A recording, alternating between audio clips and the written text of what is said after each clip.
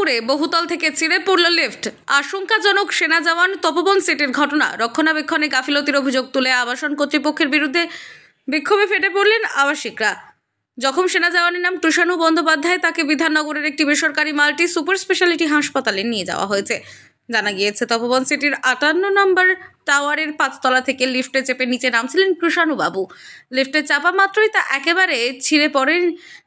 গুরুতর জখম হন তিনি। নিরাপত্তারক্ষী ও আবাসিকরা লিফটের দরজা ভেঙে ভেতরে ঢুকে কৃষাণু বাবুকে উদ্ধার করেন। তাকে নিয়ে যাওয়া হয় বিধাননগরের বেসরকারি হাসপাতালে।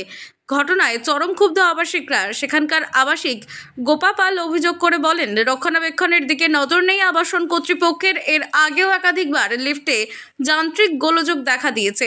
অভিযোগ জানানোর পরেও কোনো ব্যবস্থা গ্রহণ করা হয়নি। এবার একেবারে লিফট ছিঁড়ে পড়লো 5 তলা থেকে। এটা সত্যিই মর্মান্তিক। একটা ইয়ং ছেলের এত বড় ইনজুরি হয়েছে, সে কতটা সেরে উঠতে পারবে আমরা জানি না।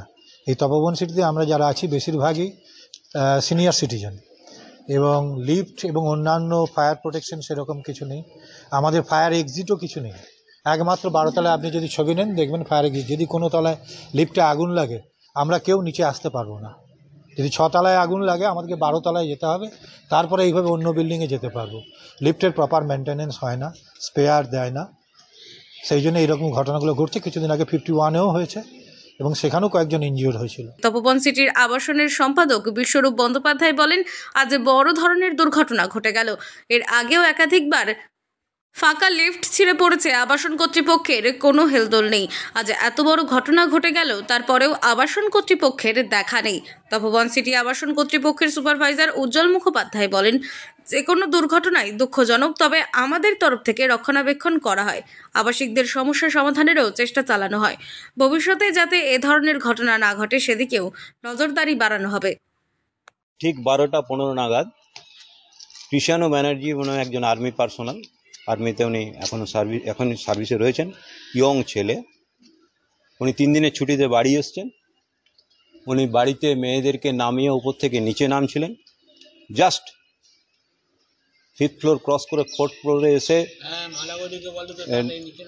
লিফটটা ধাক্কা মারে এবং লিফটটা ছিঁড়ে নিচে চলে আসে।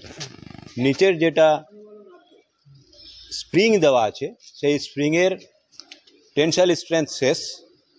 এটা ডাইরেক্ট যেন একটা লোহার উপর পড়েছে।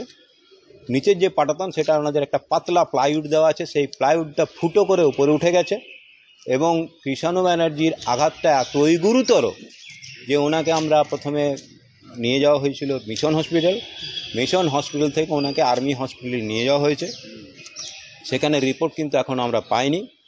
যদি প্রয়োজন পড়ে সবাই যেটা বলছে, যারা ছিলেন ওনার সঙ্গে গেছিলেন, তারা বলছে ওর স্পাইনাল কর্ডে খুব জোরে চোট লেগেছে। আর বলা সত্ত্বেও, বিল্ডারকে ফোন করা সত্ত্বেও বিল্ডার এখন আসেনি এখানে। Builder not present here. তার কোনো লোক পর্যন্ত আসেনি।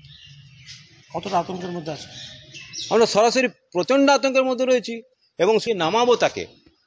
না ফায়ারের কোনো সিস্টেম আছে, না কিচ্ছু নেই এখানে। দুর্গাপুর থেকে রাজীব মণ্ডলের রিপোর্ট, আনন্দ বার্তা।